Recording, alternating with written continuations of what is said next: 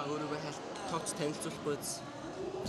За сайн байцгаана уу намайг Төмөржав Өгтө Батцагаан гэдэг. Би Тариалан сумын уугуул 2012 он Тариалан сумын ахлах сургуулийг төгссөн.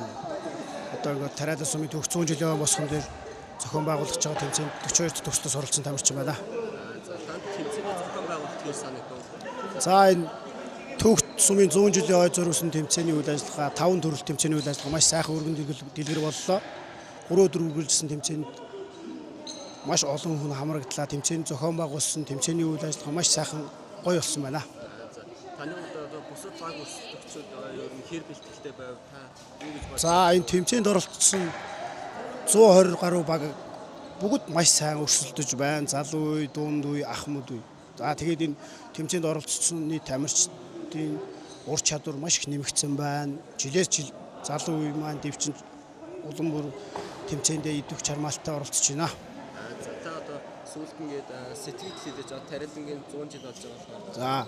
За ингээд түүх ингээд ойндоо зориулсан 5 төрөл тэмцээнд манай 42 төгсөлт маань 5 төрөл тэмцээний нийлбэр аварга алтан медалийг авлаа. Ингээд нийт Тариалан сумынхаа аваргын цомыг авлаа. За энэ Тариалан сумынхаа нийт тариаланчуудаа олон уугуул суугуул иргэдтэй түүхт ойнд баярын мэндийг хүргэе. За баярлалаа. За баярлалаа.